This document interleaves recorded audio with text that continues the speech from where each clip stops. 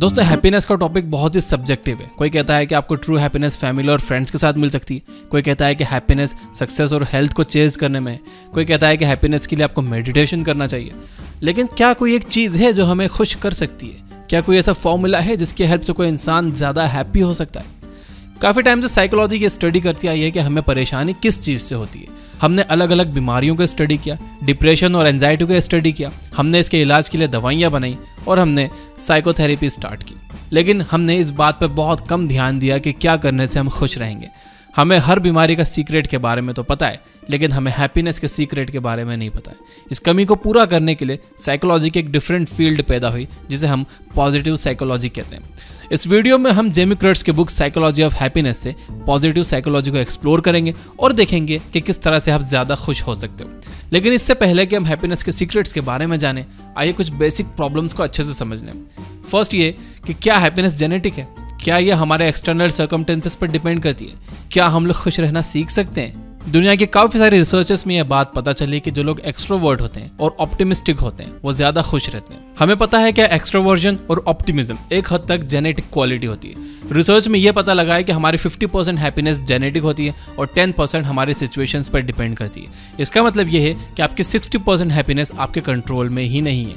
अगर आपके जीन्स अच्छे हैं तो आपकी लाइफ में प्रॉब्लम्स और डिसीजेस कम है, तो आप बिना कुछ किए 60% हैप्पी रह सकते हो।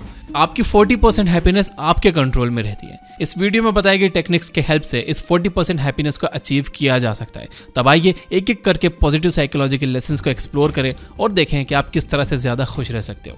Avoid thinking about happiness. इस बुक के ऑथर जेमी कर्ट्स ने एक इंटरेस्टिंग एक्सपेरिमेंट किया। उन्होंने अपने कॉलेज के स्टूडेंट्स को अपना परफेक्ट डे डिजाइन करने के लिए कहा। उन्होंने स्टूडेंट्स से कहा कि अगर उन्हें वाकई खुश रहना है तो वो ये सोचें कि कौन से काम करने से वो खुश रहेंगे, फिर जाके उन कामों को करें। उनके कुछ स्टूडेंट्स ने लिखा कि वो सारा दिन टीवी देखने, गेम्स खेलने और नॉवेल्स पढ़ने से खुश रहेंगे। कुछ ने कहा कि वो शॉपिंग करने से या अपने फ्रेंड्स के साथ टाइम स्पेंड करने से खुश रहेंगे।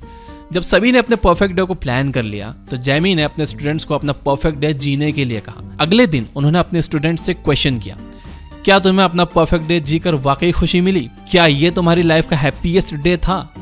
उनके सारे स्टूडेंट्स ने इसका आंसर ना में दिया। जो लोग सारा दिन बैठकर नॉवेल पढ़ते रहे और टीवी देखते रहे, शाम तक उनका सर दर्द करने लगा। जो लोग सारा दिन गेम खेलते रहे वो शाम तक लेजी, स्लगिश और बोर फील करने लगे। इस एक्सपेरिमेंट से एक बात साफ हो जाती है कि जब आप खुश रहने की कोशिश करते हो तो आप खुश नहीं रह पाते। आपके ऊपर एंजॉय करने का प्रेशर रहता है। यह बिल्कुल वैसा ही है जैसा एक सोल्जर आपके सर पर बंदूक तान कर खड़ा हो और आपसे कह रहा हो कि तुम हंस क्यों नहीं रहे, हंसो वरना गोली मार दूंगा। इस तरह के प्रेशर में आप कभी एंजॉय नहीं कर पाते। इसलिए हैप्पीनेस का फर्स्ट रूल है stop thinking about happiness. Number 2, hedonic treadmill. आपने जब नया नया स्मार्टफोन लिया था तो आप 2 दिन के लिए बहुत खुश थे, लेकिन फिर उससे आप बोर हो गए। अगर आप लाइफ में कभी फेल हुए या खुदा न खास्ता आपकी फैमिली में किसी की डेथ हुई तो कुछ टाइम तक वो चीज़ आपको काफ़ी हर्ट की होगी, लेकिन फिर आप उससे उभर गए। इसे हेडोनिक ट्रेडमिल कहा जाता है। आपकी लाइफ की हर वो चीज़ जो आपको आज एक्साइट कर रही है वो कुछ टाइम के बाद आपको एक्साइट नहीं करेगी। सिमिलरली हर वो चीज़ जो आपको आज हर्ट कर रही है कुछ टाइम के बाद वो आपको हर्ट नहीं करेगी। आपकी हैप्पीनेस का लेवल फिक्स रहता है। अगर आप नॉर्मल टाइम में 1 से 10 की स्केल पे 7 नंबर पर हैप्पी रहते हो तो आपके पसंद की लड़की या लड़के से शादी कर लेने पर आपकी हैप्पीनेस 9 तक पहुंच जाएगी, शायद 10 तक पहुंच जाए, लेकिन अगले 2 साल में वो फिर से 7 पर आ जाएगी। सिमिलरली आपकी फैमिली में खुदा न खास्ता किसी की डेथ हो जाने पर आपकी हैप्पीनेस 4 पर आ जाएगी, लेकिन कुछ टाइम के बाद वो फिर से 7 पर आ जाएगी। इसलिए आप किसी भी इंसान या किसी भी चीज़ के पीछे ये एक्सपेक्टेशन लेकर मत भागो कि वो इंसान या वो चीज़ आपको खुश कर देगा। वो चीज़ या वो इंसान आपकी लाइफ की प्रॉब्लम कम कर सकता है, लेकिन आपको परमानेंटली खुश नहीं रख सकता। Number 3, bad is stronger than good.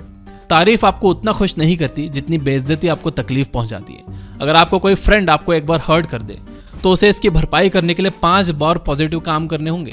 अगर आपके परफेक्ट डे में 10 मिनट से प्रॉब्लम आ जाए तो आपका पूरा दिन उससे खराब हो जाएगा, लेकिन अगर आपके पूरे खराब दिन में 10 मिनट की खुशी मिल जाए तो उसकी कोई वैल्यू नहीं होगी।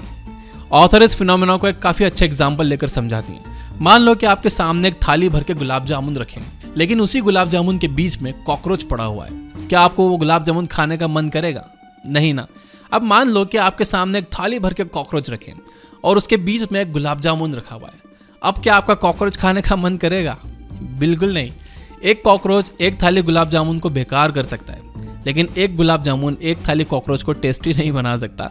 यह है bad is stronger than good phenomena. अब आप सोच रहे होंगे कि किस तरह से आप इस प्रॉब्लम से अपना पीछा छुड़ा सकते हो। इसका आंसर है हमारा फोर्थ पॉइंट, ग्रेटिट्यूड।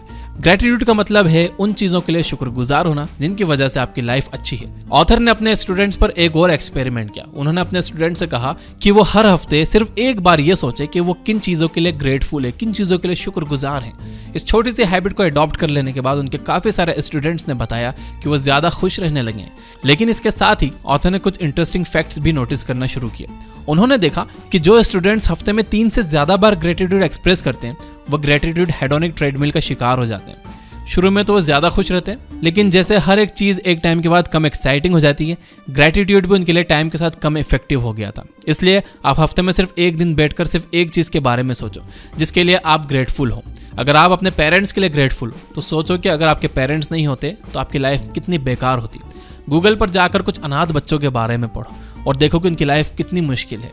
आपके हाथ पैर सही सलामत है, उन लोगों को देखो जिनके हाथ पैर ही नहीं है। आप अपनी आंखों से देख सकते हो, उन लोगों को देखो जिनकी आंखें ही नहीं है। आपके सर पर छत है, उन लोगों को देखो जिनके सर पर छत ही नहीं है। फिर नेक्स्ट वीक आप किसी दूसरी चीज को लेकर अपना ग्रेटिट्यूड एक्सप्रेस करो। ऐसे ही हर हफ्ते किसी और को देखकर आप अपना ग्रेटिट्यूड एक्सप्रेस करो। Number 5, spending money for happiness. अगर आप अनएम्प्लॉयड हो और आपको 50,000 की जॉब लग जाए तो आपकी हैप्पीनेस का लेवल काफी हद तक इंक्रीज कर जाएगा।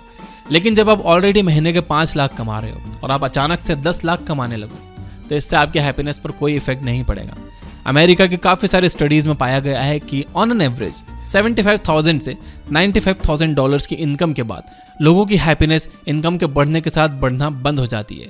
$75,000 यानी कि लगभग 55 लाख रुपए साल या 4.5 लाख रुपए महीने की इनकम तक आने के बाद आपकी सारे रिक्वायरमेंट्स पूरी हो जाती हैं और ज्यादा पैसा आपको खुश नहीं करता। अब मान लो कि आपकी इनकम 4.5 लाख रुपए हो गई पर मंथ, फिर आपको रास्ते में कहीं 1 लाख रुपए पड़े हुए मिल गए। आप इसे अपने बिल्स पे करने के लिए यूज नहीं कर सकते, आप इसे बैंक में सेव नहीं कर सकते, आप इसे जरूरत का सामान जैसे कि नया टीवी, लैपटॉप, स्मार्टफोन नहीं ले सकते। ये सब कुछ आपके पास पहले से है। आपको इस 1 लाख रुपए को ऐसे खर्च करना है जिससे आपको मैक्सिमम खुशी मिल सके। आप इसे कैसे खर्च करोगे?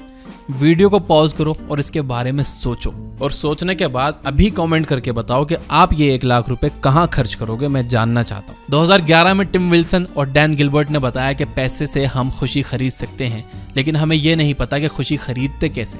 पैसे आ जाने के बाद हम उन चीजों को खरीदते हैं जो टाइम के साथ हेडोनिक ट्रेडमिल का शिकार हो जाएंगी। हम नए कपड़े, गाड़ी, जूते, स्मार्टफोन, होम डेकोरेशन, इन सब चीज़ों पर खर्च कर देते हैं जो कि स्टार्टिंग में तो हमें अच्छी लगती हैं, लेकिन टाइम के साथ हमें यह बोरिंग लगने लगती हैं। दूसरी तरफ ग्रेटिट्यूड एक्सप्रेस करने से आपको कुछ टाइम तक खुशी मिलने वाली है। आप इसे करना बंद कर दोगे तो आपकी खुशी भी कम हो जाएगी। इसलिए अगर आपको पैसे खर्च करने हैं तो आप एक्सपीरियंसेस पर फोकस करो। आप ट्रिप्स पर जाओ, अच्छे खाने पर पैसे खर्च करो। इस पर कुछ लोग कहेंगे कि एक्सपीरियंस तो कुछ टाइम के लिए ही रहते हैं, फिर वो खत्म हो जाते हैं, जबकि मटेरियल चीज़ें जैसे कि नए गैजेट्स हमारे साथ लंबे टाइम तक रहती हैं। तो फिर एक्सपीरियंस से हमें खुशी कैसे मिल सकती है? इसका जवाब यह है कि एक्सपीरियंस एक मेंटल कंस्ट्रक्शन है। आप इसे याद कर सकते हो और ये टाइम के साथ और भी अच्छा होता चला जाता है। आप अपने स्कूल के दिनों को याद करके उदास नहीं होते, बल्कि खुश होते हो। फ्रेंड्स के साथ खेलना, टीचर्स की बिचिंग करना, कंप्यूटर लैब के लिए एक्साइटेड रहना, ये सारे एक्सपीरियंसेस 70 साल की उम्र में भी आपको एक्साइट करेंगे, लेकिन आपका स्मार्टफोन आपको 1 साल भी एक्साइट नहीं करेगा। इसलिए अगर आपको पैसे खर्च करने हैं तो आप उसे एक्सपीरियंसेस पे खर्च करो। अब ये देखो कि किन एक्सपीरियंसेस पे आपको मजा आता है, उन एक्सपीरियंसेस पर आप अपना पैसा खर्च करो, तो कहा जा सकता है कि आपने पैसों से खुशियां खरीदी हैं। तो इस वीडियो के कही गई बातों को अपनी जिंदगी में अप्लाई करने से पहले यस आई विल लिख के मेरे साथ ये बात अफर्म करिए। मैं भी कमेंट कर रहा हूँ यस आई विल, आप भी करिए। याद रखिए अफर्मेशंस में बहुत ताकत होती है। अब अगर आप पैसों से खुशियां खरीदना सीखना चाहते हो तो आप राइट साइड वाली वीडियो पे क्लिक करो, और अगर आप एक ऐसी कहानी सुनना चाहते हो जो मुश्किल वक्त में आपको रास्ता दिखाए तो लेफ्ट साइड वाली वीडियो पे क्लिक करो। ये बुक ऐप डाउनलोड कर लो जहां पर 400 से ज्यादा फ्री बुक समरीज है बिना किसी एड्स के, जो आप सुन सकते हो, पढ़ सकते हो, डाउनलोड कर सकते हो। Finally, you guys are amazing. Keep reading, keep learning, keep growing. Thank you for watching.